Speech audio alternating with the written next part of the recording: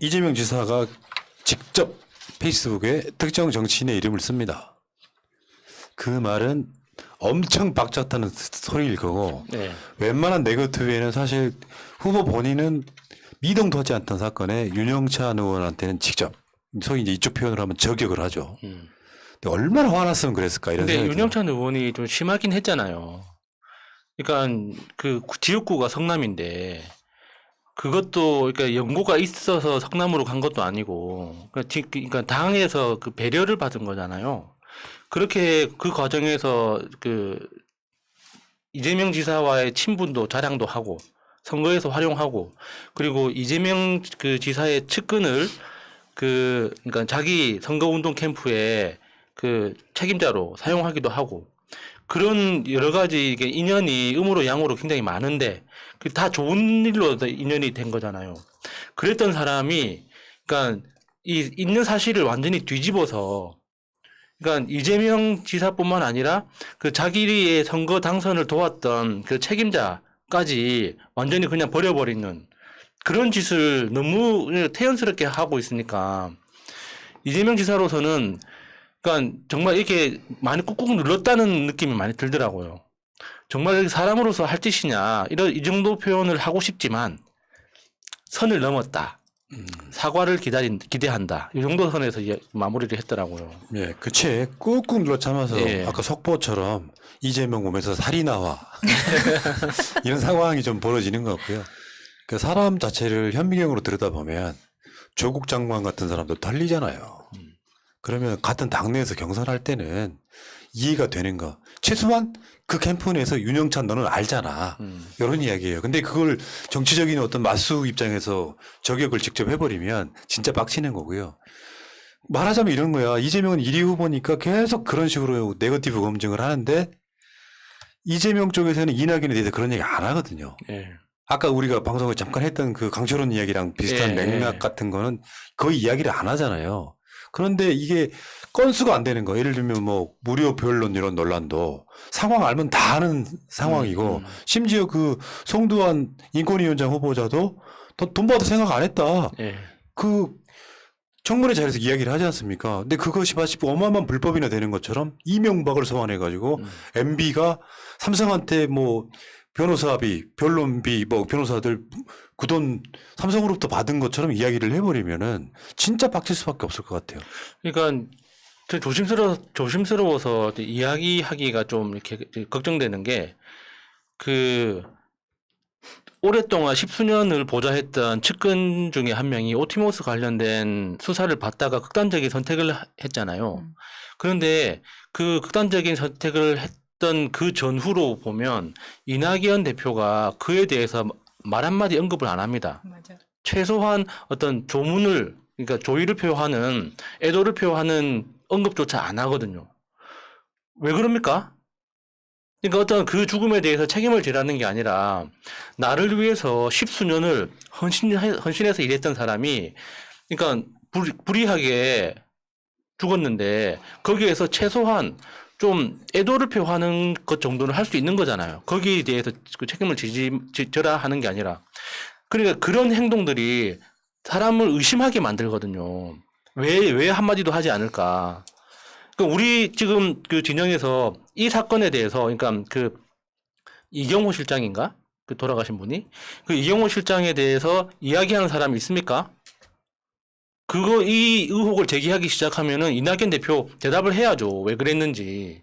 그러니까 그 죽음에 대해서는 책임이 없다고 할 수 있겠지만 그 죽음에 대해서 왜 애도 표현조차 못할 정도로 왜 거리를 두려고 그렇게 애썼는지에 대해서 누가 물어보면은 뭐라고 대답할 거예요. 그러니까 그런 의혹에 대해서 인터뷰에서 뭐 캠프 차원에서 나오는 이야기는 뭐 개인사 정도로 선을 네. 긋더라고요. 아니 그 이웃집 사람이 죽어도 마음이 철렁하고 이게 사람이 감정적으로 흔들리는 게 사람인데 나를 위해서 십수년을 고생한 사람이 그렇게 안타깝게 자기 극단적인 선택으로 갔는데 그거에 대해서 어떻게 아무 말도 안 할 수가 있냐고요. 근데 이재명 지사가 진짜 빡친 건 이런 거예요. 윤영찬 의원이 이 수억 또는 수십억 원의 변론비 대납 의혹이 있다까지 나와버린 거야. 무료 변론의 문제가 아니라 누군가가 변호사비를 대납하는 의혹이 있다. 그 재산 공개해라 이 이야기까지 나왔었던 거잖아요. 근데 실제로 그 주택 공시지가가 올라서 나온 거 빼고 실제로는요. 실재산이 3억 원이 줄어들었던 거는 법은 알거든요. 예. 그러니까 이게 재산을 공개해라 이 부분에서 이제 변호사비가 얼마나 들어갔는지 공개해라는 그 기간 동안에 재산이 3억 정도 줄었으면 뭐 이렇게 저렇게 준 이유를 빼고 나면 현실적으로 얼마가 들어갈지 알 수 있잖아요. 예. 근데 그게 이재명 개인사일 수도 있거든요. 간단히 말하면. 그러니까 무료 변론에다가 또 변호사비는 누군가가 대준 거 아니야? 삼성처럼? 이명박처럼? 이렇게까지 그 의혹을 제기를 해버리면 이건 당내 선거가 아니지.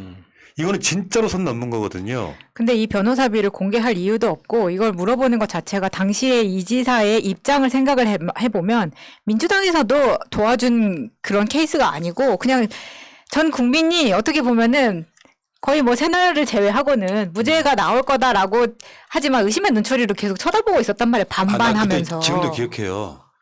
이재명 지사를 이런 방송에서 다뤘던 방송이 우리가 유일해요. 왜냐하면 재판 결과를 기다리는 증언도 있었지만 신뢰할 수 있는 분위기가 아니었어. 그러니까. 완전 고립돼 있는 상태였다고. 그런데 누가 어떤 대기업이 거기다가 변호사비를 대줍니까? 저는 말이 안 된다고 생각하고 이거를 그냥 계속해서 트집 잡고 멱살 잡으려다 보니까 여기까지 온 것 같은데 여기에는 어떤 그 캠프의 분위기라던가 아니면은 의원실의 분위기라던가 누구 하나가 이렇게 리드를 해 나가면요. 의원도 거기에 따라갈 수밖에 없다는 생각이 들거든요. 그런 부분이 가장 큰 것 같은데 이 네거티브가 확산이 되면서 지금 뭐 윤영찬 의원도 그렇지만 본인들이 이렇게까지 네거티브를 끌고 가는데 이만큼 네거티브가 확산이 본인들이 원하는 만큼 안 되는 것 같아요. 어찌 보면은 뭐 매스미디어에서는 기사가 나올 수는 있지만 당 안에서 지금 당 내의 경선을 네, 맞아요. 앞둔 상황에서는 이 네거티브의 목소리보다 이거를 반박하고 팩트를 알리는 목소리가 사실 스피커가 더 크잖아요. 그러니까 당 내의 지지자들 입장에서 보면 이낙연 지지자 입장에서 보면은 아니 왜 그렇게 이낙연을 패냐라는 소리가 나올 법한 상황이거든요. 스피커의 차이가 너무 크기 때문에. 그래서 점점 갈수록 이게 오히려 이재명 쪽의 팩트를 체크하는 상황이 더 크다 보니까 반대로 움직인다. 그런데다가 네. 우리가 이번 주에 계속 이야기하고 있지만 캠프에서 뛰어내리는 인사가 많아졌어요. 오늘도 제가 새로운 분의 이야기를 또 들었거든요. 그게 무엇을 이야기하겠어요. 지금 이제 충청권의 경선 발표가 가까워오면서 계속 이렇게 무리수를 듣는데 이게 정말 자충수 같습니다. 그렇죠. 지금 이낙연 캠프에서 보이는 인사는 한 3명 정도밖에 안 보이고요. 나머지 분들은 사실상 뛰어내렸다고 봅니다. 근데 이제 일본은 이런 게 있어. 좋게 말하면 최선을 다한다 의미일 수도 있지만 가장 나쁜 방법으로 상대방을 험담하는 그런 이미지가 전 더 쌓였다고 보거든요. 예. 이런 상황에서 지금 뭐 리스크를 제거한다는 명분을 만들어요. 민주당 후보로서 이재명 후보가 뽑히면 리스크를 줄이기 위해서 미리 질문하는 거다. 이건 개소리 하는 거죠. 왜냐하면 이게 가장 중요한 게 당내 경선에서 나왔던 문제가 본선 가면 또 나옵니다. 그렇죠. 저쪽이 공격할 거리를 막 던져주는 거야.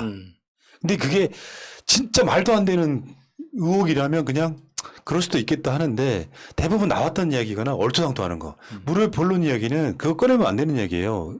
이 바닥에서 뭐 민변 변호사들이 여러 명을 이렇게 자기 이름 걸고 연대한다는 의미에서 한 30명이 이름을 걸면 거기에 대해서 다 수임료를 줘야 됩니까? 근데 그러니까 한 발 더 나가서 또 누구한테 소송비를 대납받은, 그러니까 돈을 받은 거 아니냐.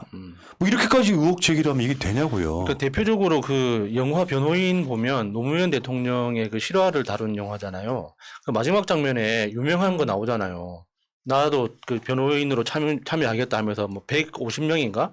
100명이 넘는 변호인들이 이제 자기 이름을 올렸는데 그러면 그 100명이 넘는 변호사들이 그럼 다 그 변론서 쓰고 다 일을 했다. 그건 아니잖아요. 그러니까 정치적 의사표시 아닙니까? 그렇죠. 그러니까 그 이재명 지사에 대한 재판에 대해서도 대다수 그러니까 이 변론서를 이재명 지사가 직접 썼대요. 그러니까 나머지 변호사들은 글자 그대로 정치적인 지지 표명. 그러니까 이 정치적으로 이재명이라는 사람을 지지한다는 게 아니라 이 재판 자체가 불합리하다. 이게 불합리한 그 재판 과정에 대해서 우리가 함께 연대를 하고 있다는 뜻으로 이름을 올린 거지 실제 일을 해서 일을 돈을 주기 위해서 올린 게 돈을 받아내기 위해서 또 이름을 올린 게 아니란 말이에요. 그걸 윤영찬 같은 사람이 모를 리가 있습니까? 예. 10수년 동안 이렇게 언론에서 잔뼈가 굵은 사람인데 왜 모르겠어요. 예. 여기다가 이제 뒤늦게 난파선에 합류하신 분이 김광진 전 의원. 아니, 또 김광진은 솔직히 말해서 잘 모르겠어. 왜 저러는지를. 왜냐면 그건 알 수 있죠. 예를 들어서 순천 쪽에 아직도 전라도 특히 남도에서는 이낙연 후보의 입김이 세니까 네, 그렇죠. 이재명 지사보다는 셀 거니까. 근데 너무 황당한 주장을 해가지고 내가 김광진 또 방송 내려보내면서 좀 압니다만 중앙당에 요청드린다. 지금이라도 대통령 후보자 자격검증위원회를 즉각 설치해 본선에서 야당의 혹독한 검증이 시작되어도 당이 흔들리지 않도록 경선기간 리스크 제거의 역할을 다해달라. 대통령 후보자 자격검증위원회를 즉각 설치하래. 저번에도 비슷한 주장이 있지 않았습니까? 예, 있었죠. 그러니까 이 자체가 이재명한테는 뭔가 의혹이 너무 많다. 이거 검증하자 이런 거 아니에요. 네, 우리 아유. 김광진은 좀 안타까운 게 사다리 타기 해가지고 계속 지는 쪽으로 가는 것을 그런 분들이 있어요. 네 그러는 것 같아서 좀 안타까워요. 그런데 먼 밀필패하는 분들이 꽤 있습니다. 그런데 성패와는 관계없이 본인의 소신대로 누군가를 지지하고 그렇게 나가는 것 같다. 그런 면에서는 응원합니다. 네. 자, 어쨌건 지금 이게 너무 도가 지나치니까 우리 본능 우리도 짜증나잖아요, 이제. 예. 진짜 검증해야 될 것들 여러분들 포탈 가시면요. 댓글 좀 쓰세요. 포탈에는 솔직히 말씀드리면 이낙연이나 이재명에 관련된 기사가 일방적으로 지금 잡혀치고 덤비는 상황이거든요. 거기 가서 사람들이 이런 게 있다니까. 중도에 있거나 정치 잘 모르는 사람들은 댓글 보고 분위기 판단하는 거야. 아, 이재명 진짜 나쁜 사람인가? 선거에 굉장히 악영향을 주고 있거든요. 그 이낙연 쪽에 댓글 달아서 그냥 쏘는 거예요. 좌표가 그냥 눈에 보이던데 뭐. 여러분들 우리 방송 보는 중에 이게 듀얼 모니터나 멀티로 댓글 쓰세요. 댓글 쓰시는 게 가장 좋은 이재명 지사를 위하는 길이라고 생각이 들고요. 그러면 대선 주자 재산은 얼마나 될 것이냐. 얼마 전에 원희룡이 자기 재산 공개했었잖아요. 한번 봅시다. 가장 현재 유력 주자 중에 가장 많은 사람은 윤석열입니다. 71억 7천만 원. 근데 뭐 자기 돈은 얼마 역시 없더라고요. 장가를 네. 잘 가야 돼 관사는. 다 와이프 돈이고. 아니 그렇게 실드치면 안 돼요. 윤석열의 재산이 71억인 거예요. 예. 경제 공동체로서는. 그러니까 그렇죠. 윤석열을 개털로 바라보면 안 되고 이 재산이 형성되는 데 있어서 어떤 문제가 있었는지를 들여다봐야 되고요. 그다음에 그럼 이재명 얼마나 될까요? 지금 현재 공개된 재산. 이제 다시 이제 대선 등록을 하게 되면 또 재산이 조금 더 상황이 벌어지겠지만 28억. 그리고 이낙연은 얼마일까요? 30억. 그리고 정세균은 얼마일까요? 42억. 이야, 맞네요. 민주당의 지금 후보들 중에 이 세 사람은 재산이 꽤 많은 편에 속하죠. 그러니까 이재명 지사는 그러니까 변호사 활동을 꾸준히 했고, 그리고 변호사 이후에는 이제 성남시장으로서 이제 그 공직 생활을 시작을 했기 때문에 뭐 주식이나 뭐 이런 뭐 토지나 이런 것들은 없고 대부분 예금으로 다 가지고 있더라고요. 재산을. 그것도 좀 특이할 만한 거였어요. 그러니까 조국 전 장관이 그 그러니까 저기 청와대 들어가기 전에 그러니까 그 주식을 가지고 있는 것 자체가 그러니까 정치적으로 논란이 생길 수 있기 때문에 그걸 다 현금화해서 사모펀드에 넣었던 거잖아요. 그러니까 그 현금이 많이 갖고 있는 것도 뭔가 좀 이상하게 볼 수 있으니까 일종의 이제 신탁의 개념으로 사모펀드에 넣었는데 이제 그런 재산의 특성이 있었던 것처럼 이재명 지사도 재산의 절반 정도가 대부분 예금으로 다 가지고 있더라고요.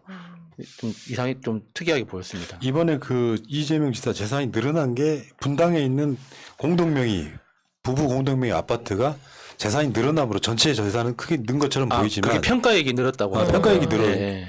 그런데 실제로 예금은 줄었어요.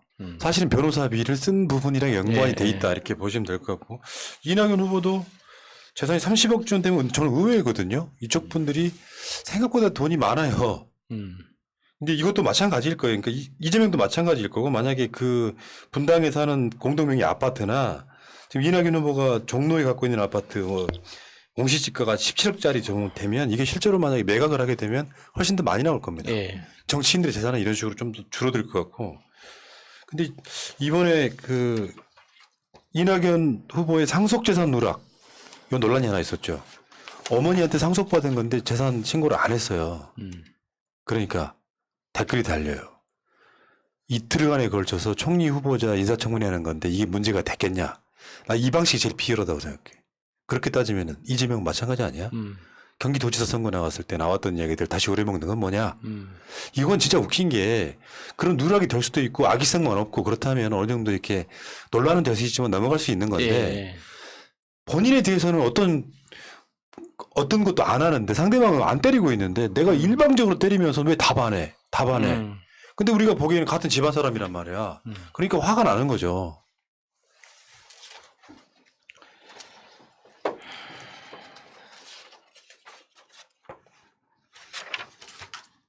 이렇게 방송을 무금으로 해도 돼요?